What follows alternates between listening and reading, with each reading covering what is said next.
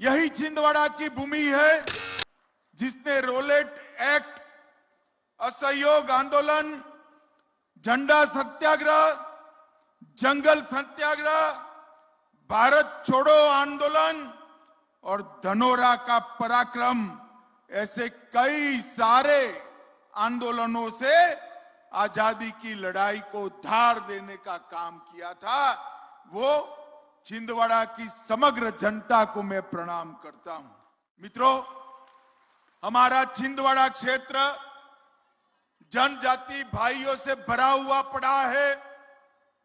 पिछड़े समाज के भाइयों बहनों से भरा हुआ है। ये छिंदवाड़ा क्षेत्र में मैं जब आया हूं तब मैं कहना चाहता हूं, केवल और केवल भारतीय जनता पार्टी ही है जिसने आदिवासियों और पिछड़ा समाज के लोगों के सम्मान की चिंता की है।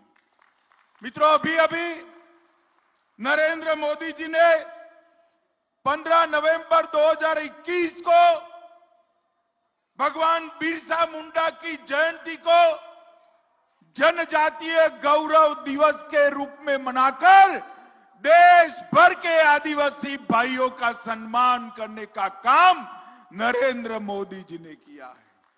ये कांग्रेस पार्टी हमेशा पिछड़ा समाज की बात करती थी, मगर आज तक पिछड़ा समाज के कल्याण का कोई काम नहीं किया। 2014 में जब आप लोगों ने 2/3 बहुमत से मोदी जी को जिताया तो मोदी जी ने ओबीसी समाज को, अदर बैकवर्ड क्लास के कमीशन को संवैधानिक दर्जा देकर पिछड़ा समाज के सम्मान की नींव डालने का काम किया। मोदी जी ने ही आजादी के 75 साल के बाद पहली बार गरीब आदिवासी घर की बेटी श्रीमती द्रौपदी मुर्मू को महामहिम द्रौपदी मुर्मू बनाकर राष्ट्रपति बनाकर आदिवासियों का सम्मान किया है।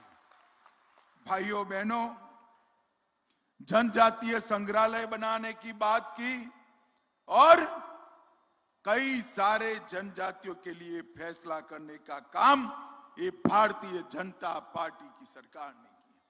जब 2014 में देश की जनता ने मोदी जी को चुनकर भेजा, मोदी जी ने कहा कि ये सरकार भारतीय जनता पार्टी की गरीब, पिछड़े, आदिवासी और दलितों की सरकार है। कांग्रेस ने गरीबी हटाओ का नारा तो दिया, पर गरीबों के लिए कोई काम नहीं किया। एक 9 साल के अंदर मोदी जी ने देश के 80 करोड़ गरीबों के जीवन के अंदर बहुत बड़ा परिवर्तन लाने का काम किया है। 60 करोड़ लोगों के परिवार में बैंक अकाउंट पहुंचाया। 13 करोड़ लोगों को घर में गैस का सिलेंडर दिया।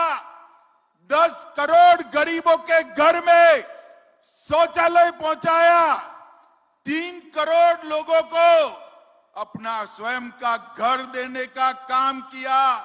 60 करोड़ गरीबों को 5 लाख तक का पूरा स्वास्थ्य का खर्चा प्रधानमंत्री आयुष्मान भारत योजना से नरेंद्र मोदी जी ने उठाया।